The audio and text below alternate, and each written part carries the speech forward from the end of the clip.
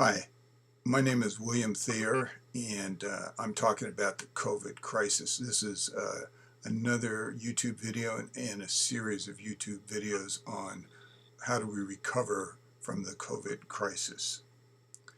Now, it's pretty bad. When I started making these videos just over a week ago, the number of cases was 500,000. Now it's 844,000, clearly going to a million. Deaths were 20,000, now 27,000.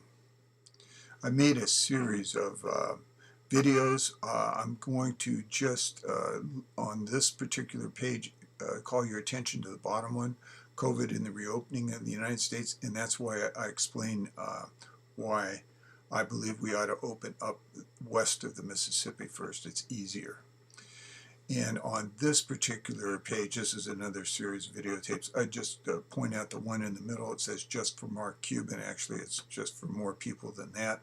And in that one, I do discuss testing probabilities just a little bit. And I put down some links where you could get some more information. So I'm going to refer back to that one.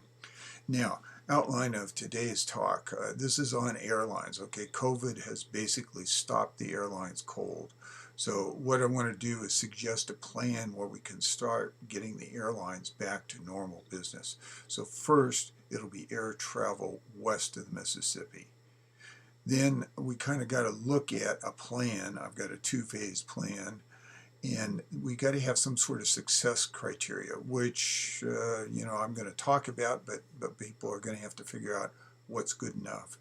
And then testing, that's going to be critical, comprehensive testing. And then I'm going to talk about cleaning and some test equipment, and finally summarize things. So the reason I love the airlines is I was part of the process. Now, this is way back in the 1960s, and this is the time of the DC-8 aircraft by Douglas. You can see DC-861 up there. That was the stretch version of the DC-8. And the orange arrow is pointing at me. This was a really great flight test crew that we had. Now, air travel west of the Mississippi. So what I did in my prior talk is I said, hey, you really got a far fewer cases of this COVID west of the Mississippi. It's really east of the Mississippi, particularly in the New York, New Jersey, Boston area that's really been hammered by COVID. So let's open up the west part of the country first. Then with the west operating pretty much, it can help the east open up. And of course, it's going to not be that simple. You're going to have some states on the east side of the Mississippi that are going to open up sooner, maybe some places in California that'll open up a little bit later. But basically, you got to start somewhere. So I'm just at the present time not forgetting the east of the Mississippi forever, but starting somewhere, just considering opening up the west of the Mississippi, because I think we can do that. Texas is one of the first states that's going to open up with the phase one plan. Well, what I would do for airlines is you got to start somewhere. So how do we get around? I mean, the benefit of airlines is you get from A to B a lot quicker than by driving a car. So I'm just going to use 4 airports at the start. Dallas, they're doing fairly well in Dallas as far as COVID cases are concerned. Minneapolis, which is doing very well. Washington, SeaTac, which is doing real well. In San Jose, which is probably one of the better areas now in California. Los Angeles is certainly not, unfortunately. So what I would do in my plan is I would have each city fly to the 2 nearest cities. I mean, you got to start somewhere. Let's keep this simple, okay? Let's just keep it simple. So I would do that for each city, and by the time you do it for each city, you get something like this. So at least you've got people moving around west of the United States, and they don't have to do it by car. And then I would add in 4 more cities. I start with 4 cities. I add in 4 more. I would add in Denver, obviously pretty central. So that's pretty. And I don't show the, if I show an arrow from from Denver to Minneapolis. I'm not showing the one coming back, but obviously you would do that too, but I'm just representing this very, very crudely. I'd add in San Diego next, and we got Northern California covered by San Jose Airport. San Diego would be the better spot to fly into in Southern California because Los Angeles is really having quite a bit of a problem right now. And then two areas where we have very few cases: Hawaii. So that's, I've got an arrow from San Diego pointing to Hawaii, also from San Jose. And then Alaska. So Seattle would be the conduit to Alaska. So then we get 8 cities going. We start feeling like, oh my gosh, we've almost got an airline industry going again, just a little bit. And eventually, we're going to open up the East Coast. We probably have more airports opened up in the West Coast before this. But in the East, right now, if I was looking to open up in the East Coast, it'd be something like Manchester, New Hampshire. That at least gets you into the New England area, and it's pretty safe. Raleigh, North Carolina, they're doing okay in North Carolina. And Jacksonville, the northern part of Florida, is doing okay. Southern part of Florida, still having a lot of problems. Well, the reason I would do this, and I chose those states, is that the new COVID cases are low. And in California, they were below 1,000 when I first started contemplating making this. And in the last couple of days, it's just jumped up in Los Angeles. It's really sad to see. So they're up to 2,000. But California is a big state, so we've got San Jose and San Diego that are in much, much better areas. Those areas have probably like 100, 200 new cases a day. So Washington State, 200 cases. California, 2,200. But like I said, we'd avoid Los Angeles. Texas, 738 for the state. And the day before, it was 500. So I hope it's going down in Texas as well. In Minnesota, obviously, I'm not doing too bad at 97. And then I'd add in Colorado. That's 342. Hawaii, only 2 cases. The last day in Hawaii, and 8 in Alaska. Obviously, pretty safe places to go.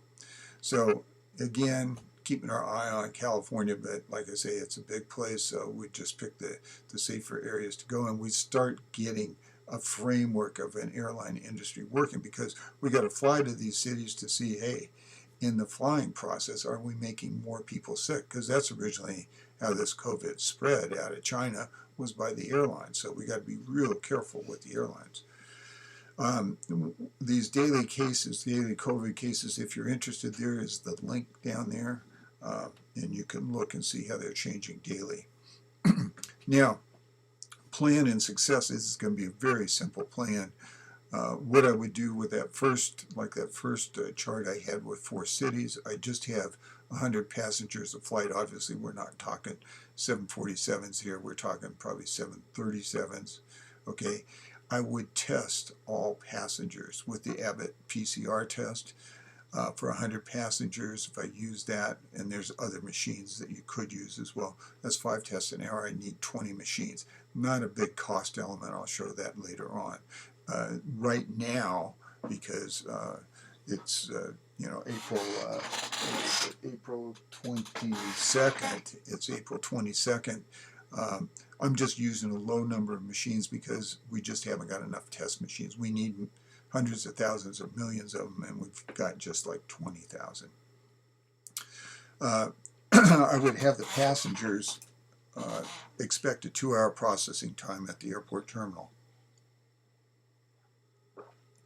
For somebody flying from Dallas to Minneapolis, I would have 1 dedicated hotel up there. 1 dedicated hotel, meaning for the people in that hotel, I test them to make sure they weren't COVID sick.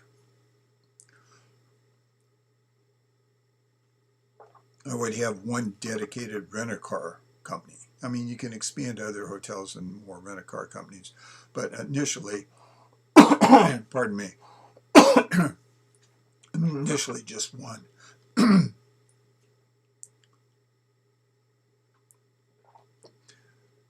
I'd target 1 flight every 2 hours, 16-hour working day, 8 flights a day.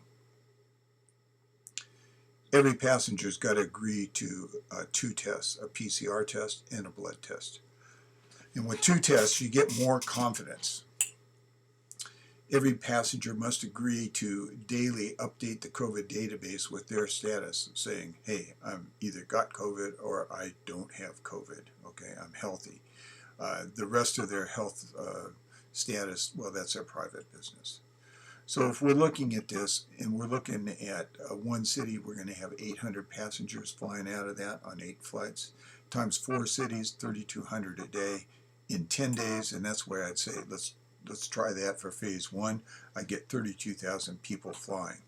I'd have to test all those people. I'd have to test people at the hotels, the rental-a-car, but I have to test the crew on all the planes, all the people that are supporting in the terminal, and also the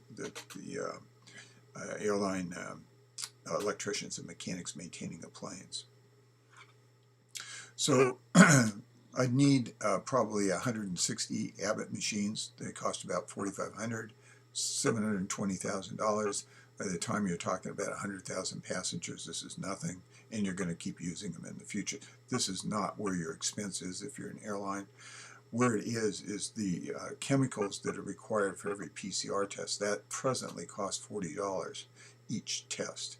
So I think with mass production you can get that way down to something like $10, but we have to consider it's $40 today. Blood test, that's $25 today. So there's a $65 testing that's going to go on top of normal airline cost. Okay, either the passenger's going to pay for it or the airline's going to absorb that cost. Now, if we're looking at 800 people a day, 4 cities, we get 3,200 people times 10 days. In phase 1, we got 32,000 passengers. If in phase 2, we have twice as many cities and twice as many flights of 100 people each, we're going to have, at the end of 10 days, 64,000. For 20 days, 10 days of phase 1, 10 days of phase 2, we're going to have 96,000 passengers flying, which is going to be a good data sample. So what are we going to find? Are we going to find people sick, or are we not going to find people sick in there? Now, if I look, here's just some numbers to compare to. If I look at the infection rate of the United States, which is from when this started out in January until April 22nd, we got 800,000 infections. 330 million Americans, the infection rate is 0.0024. Multiply that times 96,000, you get, on the average, 232 passengers that would be sick. That's based upon the cumulative infection rate. Now, if I look at it, the daily infection rate, that's about, we'll say 30,000. Hopefully it's a little bit less than that today.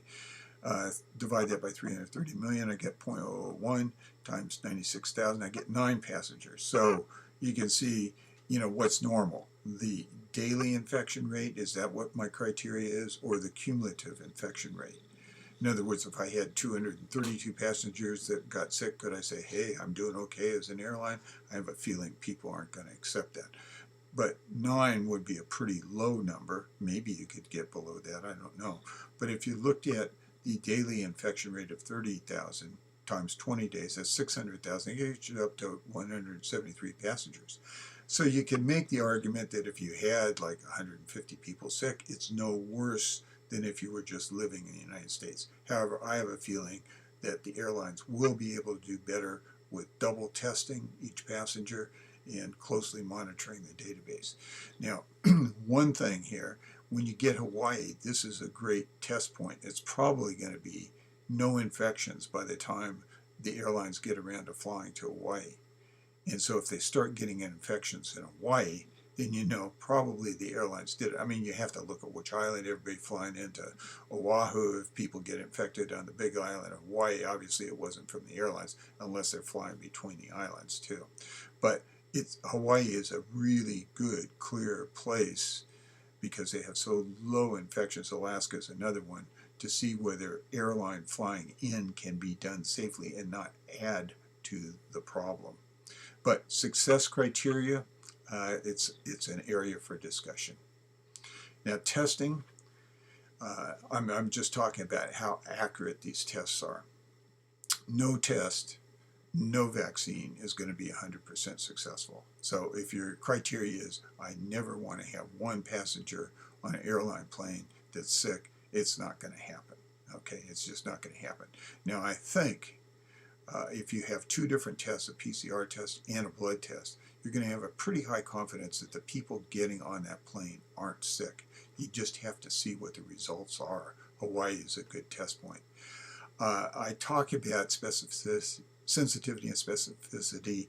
That's in the COVID for just Mark Cuban, and I give a bunch of links for the probability of these tests being correct. So I refer you to that one, and you really got to talk to the experts to get a better answer. But I will just say it's a better answer because it's just a model.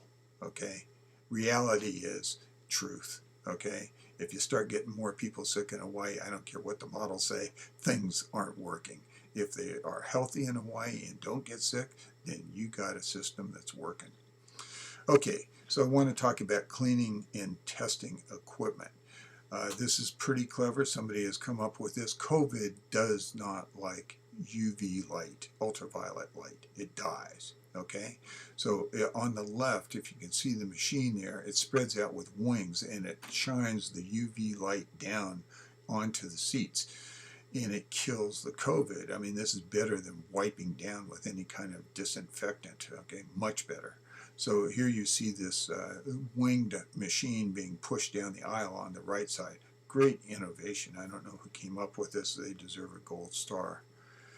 The test machines that would be the PCR test machines are the Abbott test machine, a Kula test machine. There's also a Cepheid. I don't have a picture of that. So there's a number of different ways to go. I just use the Abbott test machine as an example, but nobody's wedded to just one machine.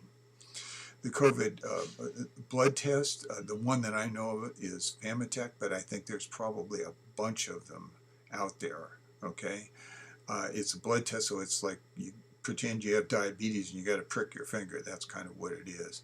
And you get your results right away, though, in 10 minutes. And there's the link for Famitech for more information.